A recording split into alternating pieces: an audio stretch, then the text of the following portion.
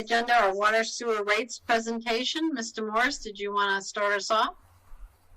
Yes, if you remember, kind of as a precursor, Paul Chaffee and Director St. Pierre came before you last year to kind of give an overview of the water rates and where we were headed.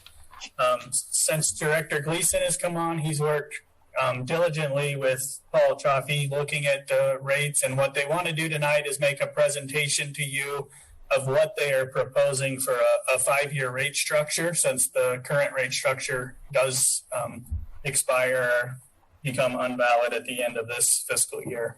So what they're coming to you tonight is just to give the presentation, to take questions from the council and give you the council time to think about this proposal before coming back to you next month to ask for a vote on the rate structure.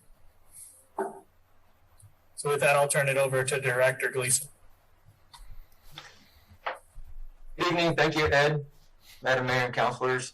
Let me just try to get this share screen going.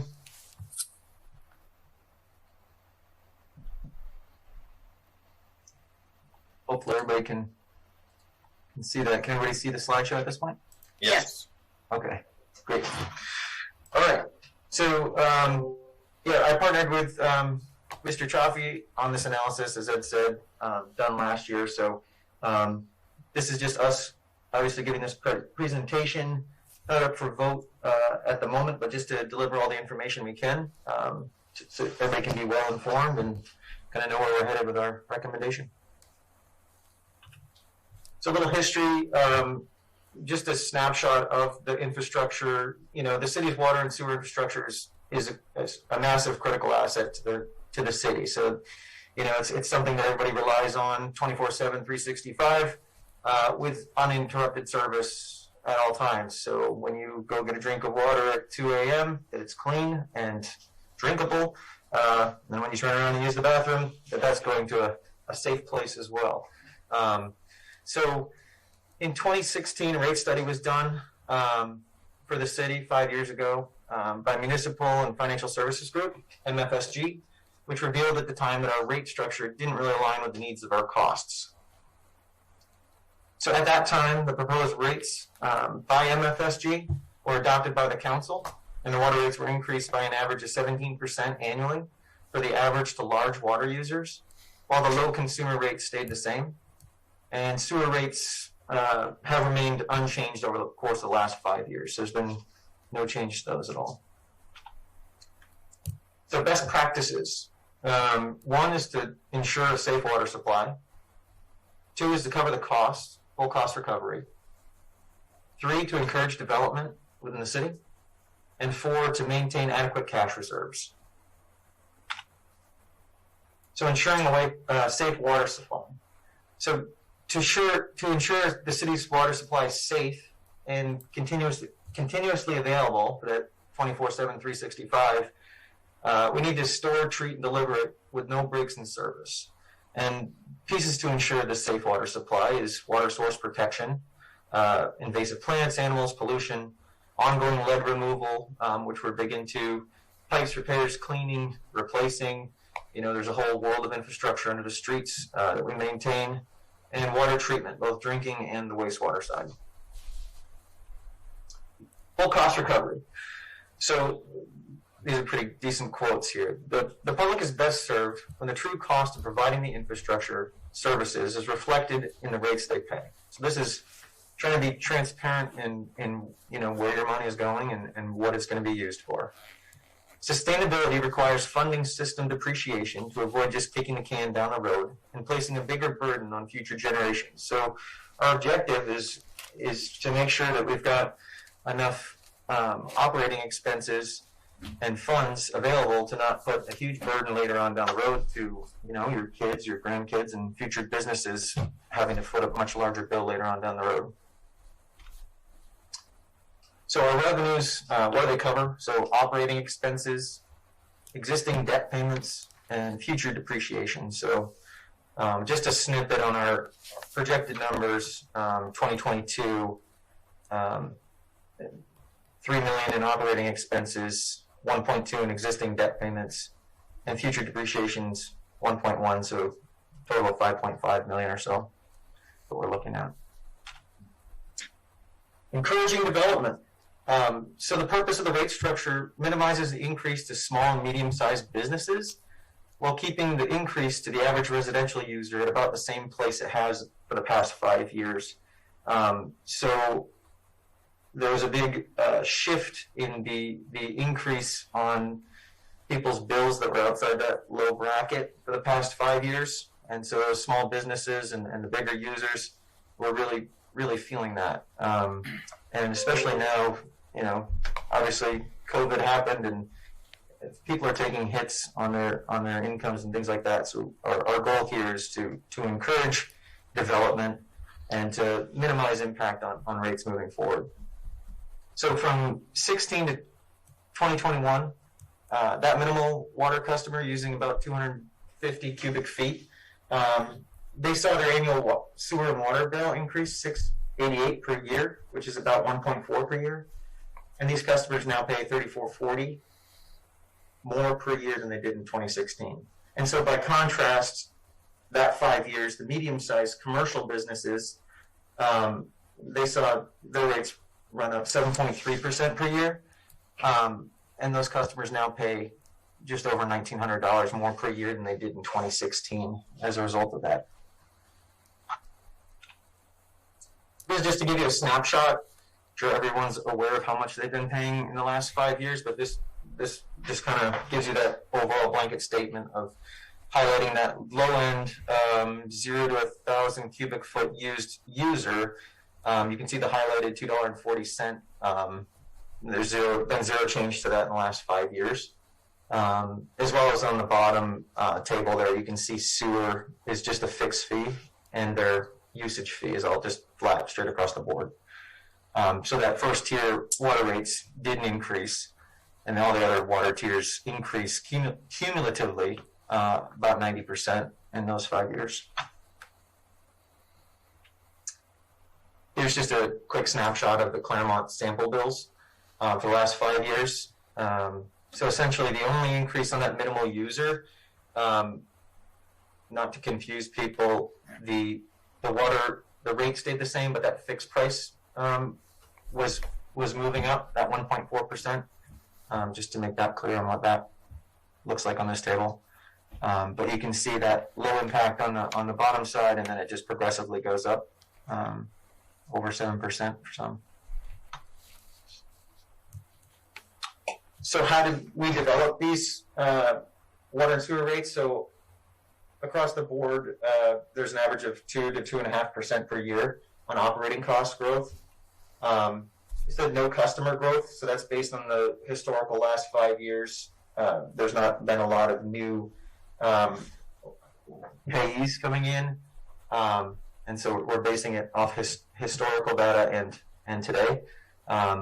No change in consumption, just meaning consumer X hasn't ramped up their water consumption across the board in any way. So the consumption rate has basically stayed the same. And if you look forward, as technology has been advancing, and there's low flow toilets, there's all kinds of ways to save money and things like that. So consumption, we just had it stay flat. No growth in miscellaneous revenue, so that's interest, capacity, and septage. Those have remained about the same, with rates that are set to cover the full cost.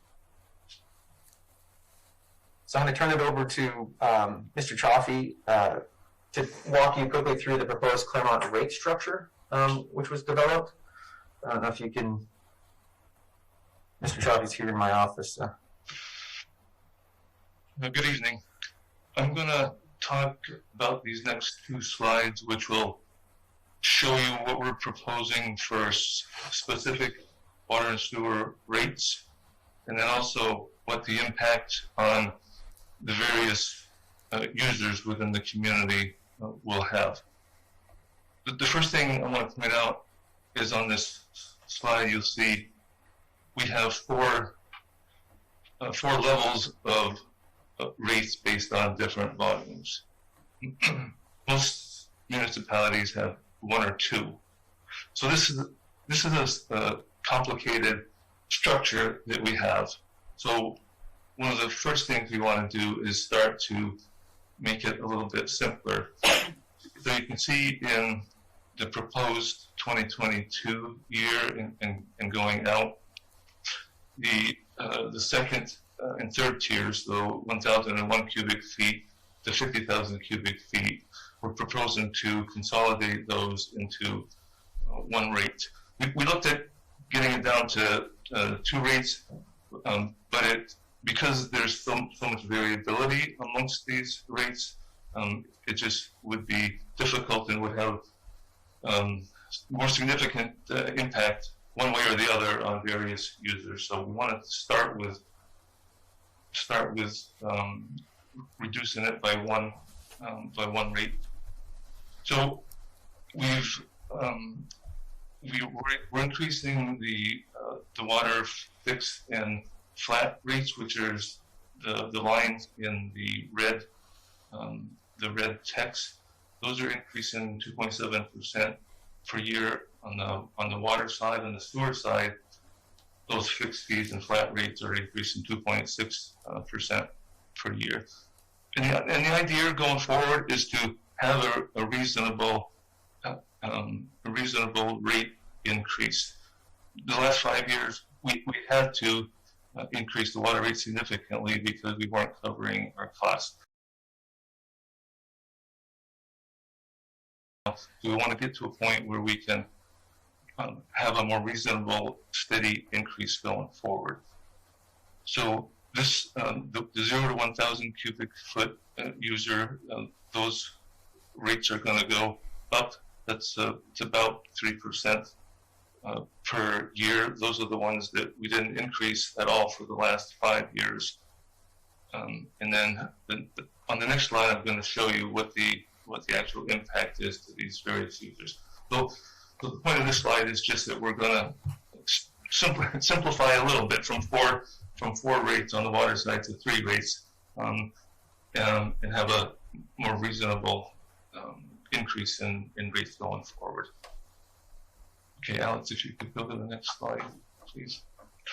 So this is what these proposed rates would do to various users based on their volume.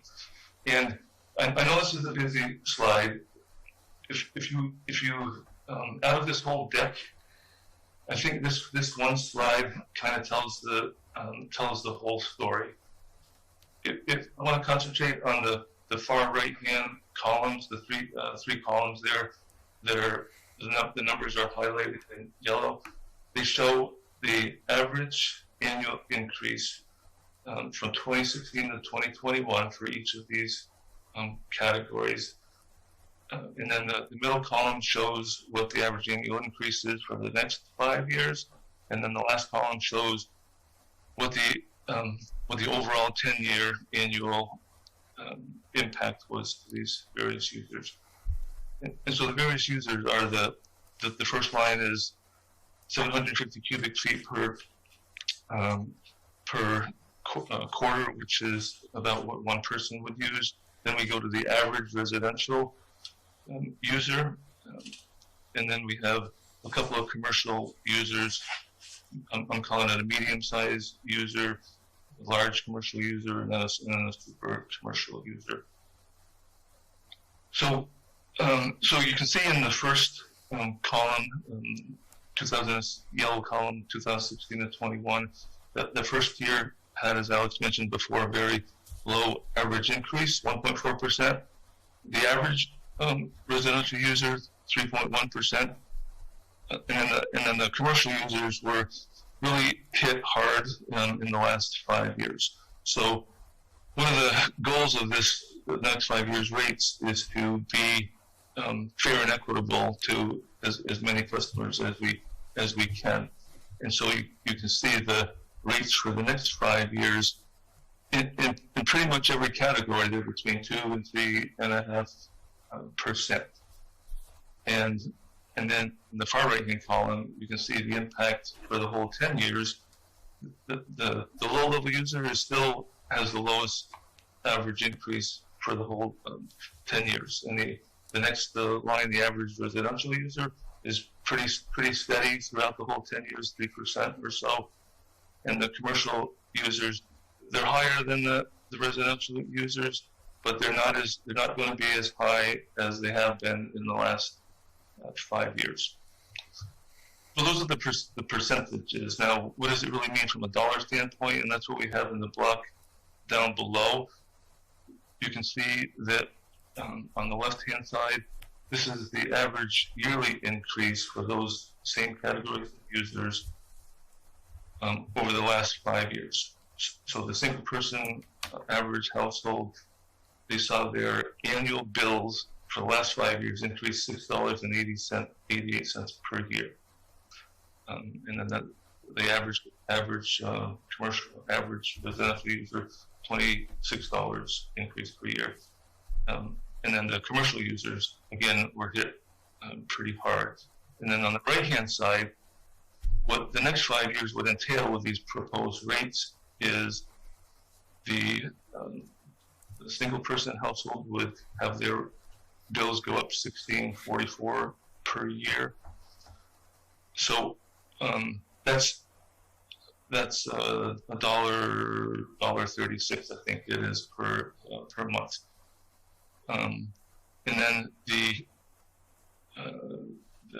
average residential's increase is about the same as it has been, $25 a year. And then the commercial users' average increase for the next 5 years is quite a bit lower than it was the last 5 years. So these actual costs that we're showing on the bottom correlate to those percentages up above.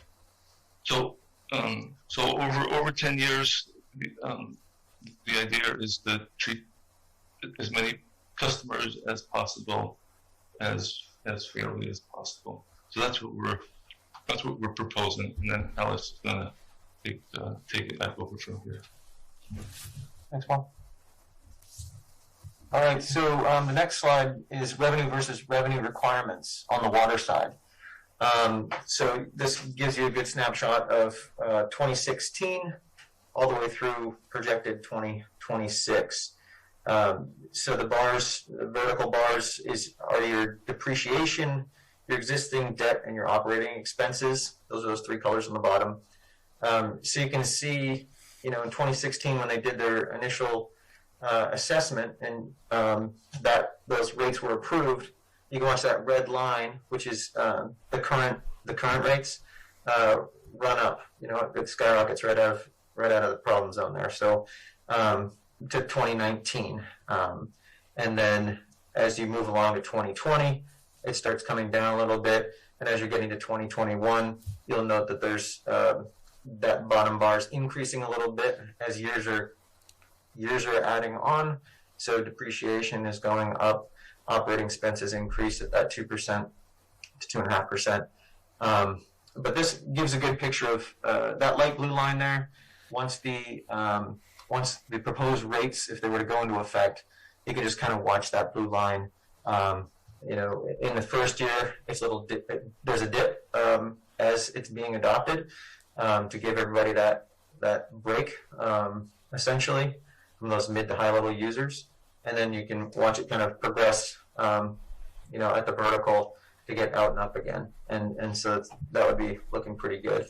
And we included, if you were staying on that current trajectory with the current rates, obviously it runs flat across. And so now all your depreciation and debt and expenses are superseding that and going north of that again. So we're kind of getting back in trouble if we don't do something with it here. The next slide talks to the sewer side. Similar. So you can see, our rates didn't go up, but our expenses and debt and operating expenses did over the course of time. So those remained flat, obviously, through 2019, which was okay. But now we're starting to include costs and rate increases on things, those percentages going up. And so we need to adjust those sewer rates that were untouched for the last 5 years to kind of get us on the trajectory, gently moving up and out. So it's not that aggressive 5 year ago jump north. It's more of a steady line kind of moving up and out. So these are pretty interesting. This gives you all of our local friends and neighbors and the state averages. This is a pretty good slide. So Claremont, big arrow pointing to it. Here, we're on the low side, actually, along with Newport, as far as that low one-person energy user. This is with the new proposed rates. So that's where we'd sit there on that low end, well below the New Hampshire state average. Now we're moving up that scale. And so these are the average Claremont residential, your small families, small businesses. So we're still comparable there. So never once is our proposed rates superseding any of the other surrounding towns. We're usually right somewhere in the middle or a little bit lower. So these are our restaurants, apartment buildings, etc. We're comparable to neighboring towns still. And again, just to preface kind of the last slide is that we'll make sure that everybody gets a copy of this too to be able to digest all this. I know it's kind of a lot of information and data right off the bat here. And then our large restaurants and laundromats, sewer water bills, again, comparable. So all in all, we're doing pretty good with our projections here on where we want to go with everything if adopted. So getting back to kind of those main things, maintaining adequate cash reserves. So what do we need the cash reserves for? It's offset fluctuations in revenue, emergency repairs, funding capital needs of system replacement. We have a whole asset plan that's laid out, which, everything depreciates. So things will need to get fixed and replaced as we go through time here. This is the American Waterworks Association kind of sets the benchmark, the gold standard for those price setting and operating funds. So this is the basically like the national averages of where they believe that water systems should be. So the first one's the operating is 3 to 12 months of operating expenses and debt. The next two, the AWWA doesn't actually have anything within those capacity and capital reserves. They just kind of push them to other operating expenses and contingency reserves and things like that. So the question is, how do we stack up against the AWWA benchmarks? Here's where our proposed where we're and where we're headed. So we're at that max. We're at 12.5. If you look at the previous slide, I'll just go back it's 3 to 12. So we're at the max. We're at the max there. The capacity and the capital reserve. The AWWA does not have them in theirs. Again, they roll them into others, but that's ours there. We're basically, this slide is telling you that we're looking in pretty decent shape. We're adequate where we are according to the AWWA benchmarks. So moving forward, I know it's been a riveting journey here through this rate analysis. So the current rates expire, as Ed had said, at the end of June. So ideally, we want to try to adopt these proposed rates if people like what they see and get a chance to digest the information and see what's out there with any questions and things that we can answer. But we will need council approval at a later meeting for that. And again, just as Paul mentioned before, we're trying to be fair and equitable for everybody in the community, our businesses to our small end users. We're trying to promote that economic growth and be attractive to outside people to come in and have the ability to maintain that infrastructure for our water and sewer needs moving forward. Like I said, I can't say it enough. It's a infrastructure that's called upon 24/7, 365. Rain, shine, snow, people are going to the bathroom and needing water to drink. So these are just our recommendations on how to keep ourselves on the straight and narrow and make sure that we're building a little bit of padding should we need to replace something, which we will, and to move forward in a positive fashion. And that is the end of the slideshow. Thank you, Director Gleason. Mr. Morris, I believe you had your hand up first, and then I think Councilor Sweetser. Yes, I just wanted to clarify a couple things. Our Director Gleason was highlighting through there, and Paul Chaffee talked about it with the different levels of water users. I think it's really important that the council know that all ratepayers work their way through that system. So all ratepayers pay that first rate of less than 1,000 gallons used when you're using less than 1,000 gallons. So our commercial businesses, restaurants, they all use that. And as their water usage goes up, they move into the different tiers. So you don't just get charged the rate of where you end up through the quarter of getting billed, but it's as you move through that usage, you get charged that rate as you get higher and higher and higher through there. So I think that's really important for the council to understand as they look through these slides and digest that. And then my other thing was just reiterating what Director Gleason said, that we will be sending these slides out and we will post them on the city website for people to see as we go through the month and take questions and continue to work on this project. Councilor Sweetser, I believe you had a question. I have a couple. I feel like I found this answer last year, but I forgot it. Is it normal? Do other towns and cities have their mid-range usage customers pay the highest rate? If you look, I think it was on slide 12, like your mid-range users, your average size households or small businesses pay the highest rate. Is that common in other towns and cities? Most of the municipalities have one rate for every gallon of water that they use. Okay, and then I think I saw that we have 38 users that use over 50,000 cubic feet, right? So that would be like Valley Regional or Can-Am, probably something that size. Yes. And then I think it was on slide 12 too.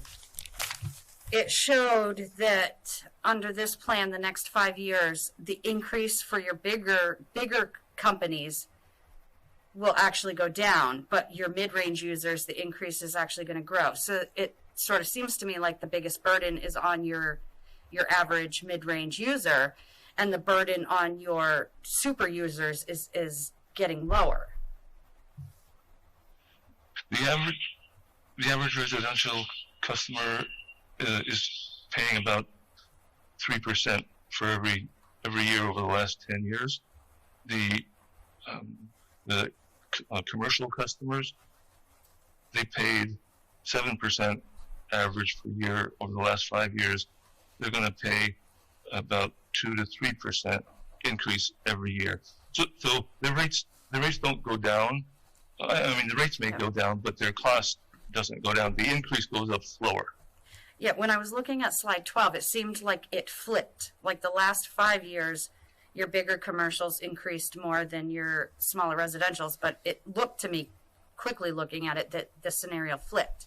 That the next 5 years would have your big businesses increase less each year, but your mid-range users would increase more every year.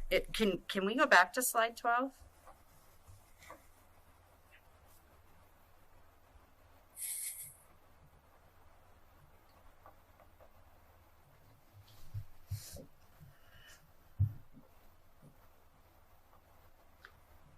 Yeah, if you look down on the bottom, see your super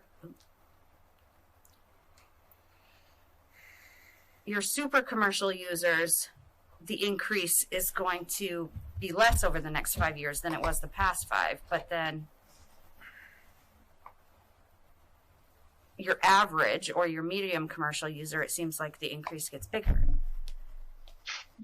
Those bottom 3 lines, they all go down. The increases are less in the next 5 years than they were the last 5 years.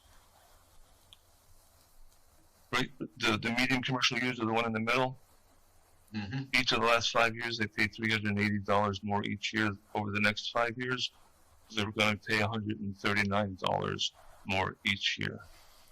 If you look up at the chart, like your minimal user goes from 1.4% to 3.2%. So that goes up. But then when you get to the super commercial user, it goes from 6.1 to 3.6. So it just, maybe that's normal. It just kind of seems like the average user is getting the bigger burden to me.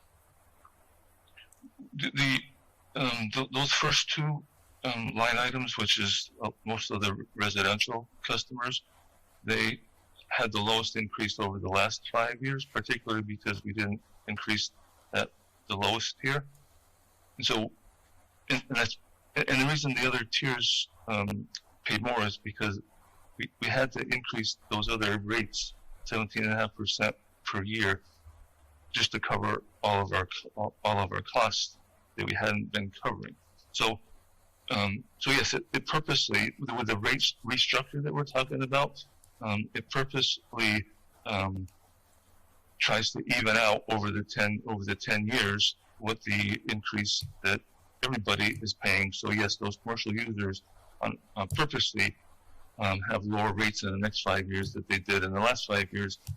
But those increases for the first two tiers, the first tier, 3.2% over the next 5 years, it's $16 a year, and they paid $6 a year more over the last 5 years. So it's, and over 10 years, they're still the lowest. They've only been increased 2.4% per year. When you all do these, I'm sorry, Mr. Morris? Yeah, I was just going to say, I think that's really what I was trying to get at too, that it's important to realize that those commercial users will be paying that first tier increase as well, because they will have a time when they're using under 1,000 gallons, and then probably very quickly during the quarter, they will move into the next tier and then the next tier. So it's not just that the minimal average user is the only person paying this. Everybody on the system will be paying that. well, Right, so, I'm sorry. So if you're looking at this, the chart before, what Ed's saying, and maybe I'm muddying it, but every single user on, if you look at that top table, there was 38 over 50,000 cubic feet. They've paid, so they've paid the 0 to 1,000 at $2.40. And then when they crossed over that threshold, now their rate goes to the next one, and so on down the line. I don't know if that gives any clarity to that piece. Yeah. Okay, are there other questions? Yes. I can't see everybody with Councilor Kolowski. I wanted to know, is there a diameter pipe charge for sewer on a ratepayer's bill? The answer is no. Everybody pays the same, the $49 per quarter fixed fee. Okay. And I wanted to see if it was possible that it may help answer some questions down the road. If maybe the council could see a sample bill, besides just the maybe laid out as the bill actually appears, and even for the commercial side of things. And I maybe use the example of the 83 apartments that are going to be going into a mill, because there are some other charges that I'm not seeing on here that I think most of the councilors probably know are there, but there may be a hydrant charge, there may be a sprinkler pipe diameter charge, all of those. But I think it's important to take that all in totality when discussing rate increases. Other questions? Jim Contois. Yes, Councilor Contois? So I had some questions, but I want to talk to what Nick Councilor Kolowski just said. And is that true? We pay for sprinkler pipes and we pay for hydrants on the water bills if we're a big business?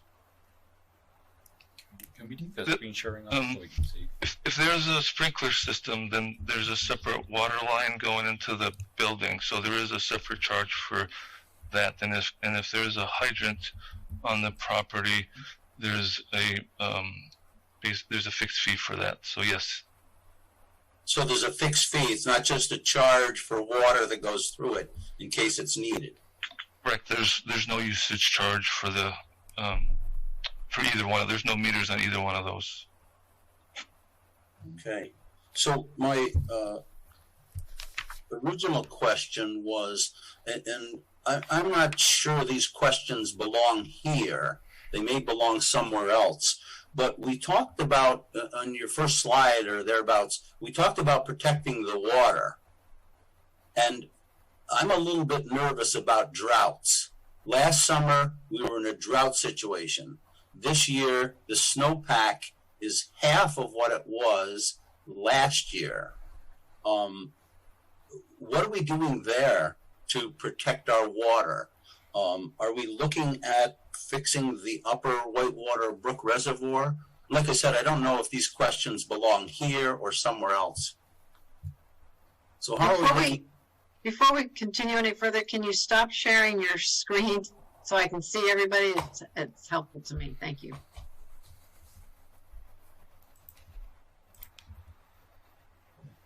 That was my question. You know, how are we protecting this water source that we have?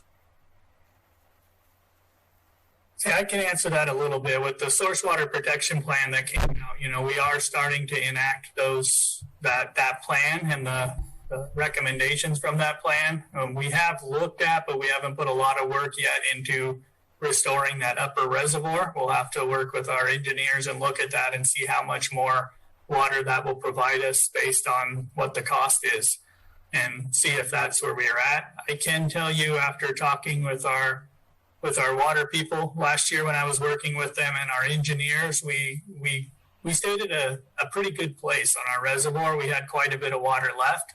So it's something we're going to be watching, and we did some tests on our Rice Reservoir to make sure that would work as well. And we've just been watching it, and it's something we're going to continue working on. As you know, we were lucky last year not having to switch to Sugar River water. We've had a long run of being able to use the very clean water out of the reservoirs, and that's something that we will continue looking at. As we look at all these numbers, Claremont doesn't run the water system, right? It's privatized? We have a contractor that actually runs the treatment plants, but we maintain the system that's in the ground. And so is there, what's the net profit that the company makes that's managing these? I'm not sure of that. We can look into that a little more, but I believe in the past the thought was to switch over to the contracted company because it was cheaper for the city of Claremont to move in that direction and to have the professional services of the highly trained people to manage those treatment plants. Thank you. So I have a couple of questions. In your slide, you said you used 2% as your operating cost increase per year. Where did the 2% come from? Is that just based on an average? Paul, can you answer that? Yeah, that's just historically what, in the last few years, what forecast models have been using for cost increases. Has that been our cost increase?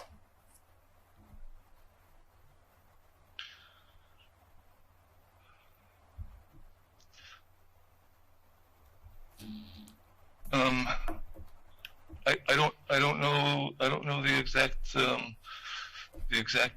percentage cost that our costs have increased. So I would be interested in getting that information. It's fine if you don't have it tonight. It's just a question for the future.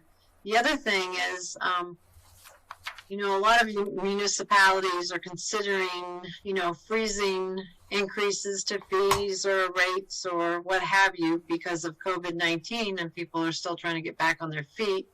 And I didn't know if that was part of your discussion before your presentation.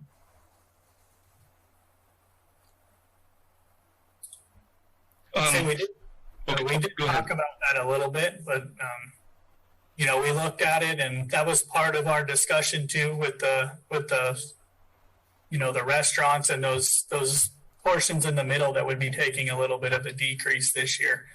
But, you know, I think it's something that we need to look at, and so you know, we can talk through that as we move forward. But it is, you know, we need to continue putting money away, and every year that we don't is time that we're going to have to make up in the future. So it would be helpful to me if we could see some of those same slides, but with the analysis of if we held the rates as they are currently for the next fiscal year, for 1 year, we'll freeze the rate and then do the 5-year increase. I would be interested in that if the majority of the council is also interested in that, because it's a lot of work, I understand. But I think it's, with everything that we've got going on as a result of the pandemic and what people are going through, many people are going through, at least to consider that as an option, I think would be prudent, but that's my opinion. So I don't know, show of hands, if that's of interest to the majority of the council. Yes. Okay. So I would like to see that as well. Thank you. And the final thing I had is the capacity of our water and sewer infrastructure system. I believe the last time we talked about it was it's built out to could service 20,000 people, or a community of 20,000 people. Is that correct?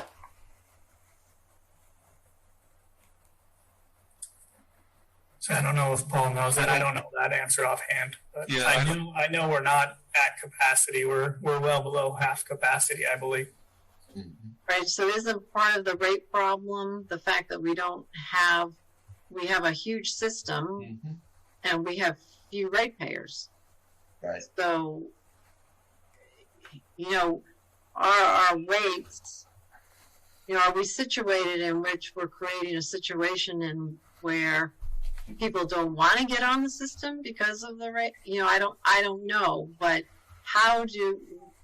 is there discussion about how do you get more people onto the system, and how are we attracting people to the system, given the huge investment we've made in it? Sorry, we did have that discussion in regards to that mid-range, you know, restaurants, small businesses, the economic development that we've really been trying to pull in, and that we're trying to pull in on the Pleasant Street project. And those are the rates that actually would decrease over the next year. And as I said, coming out of COVID, the restaurants, hospitality industry has taken the biggest hit. So that decrease would actually be very helpful for them over this next year. Okay, Assistant Mayor Dameron, then Councilor Matto. Yes, and just simply for clarification, where all councilors are going to get copies of the slide presentation that we went through tonight, correct? Yes. So before the next meeting, is it appropriate as we examine those slides, either the next meeting or the meeting after that, questions that we might have in writing sent to you, Mr. Morris? Yes, I would recommend, as we have done in the past, to send questions to us in writing, and we can do a similar thing that we did here. We can answer the council and then put those questions in the packet for the citizens to see as well. I think that would be wise. Thank you. Thank you, Councilor Matto. Do we require, I know many communities do this when they develop sewer systems and so forth, do we require people who are able to connect to the sewer, do we require them to do that? In terms of our capacity? Because the mayor is right, we've got a big capacity system and we could bring the rates down by putting more users on, but I don't believe that we make people who have a sewer line running by them connect to the system. I think it's in the ordinance that if it's 100 feet or less or something like that, Yes. there's a distance at which point you're required to do so. and it's not being enforced because we own a property that is on off Maple Avenue, and it still has a private septic system. Mary has her hand raised. It isn't Director until Walsh. they go into failure. So if they have their own septic system, once that septic system goes into failure, they're supposed to connect with the city's sewer. So unless it goes into failure, we don't require them to. I think it's a state law that it's not ours. I believe it's a state law that requires that.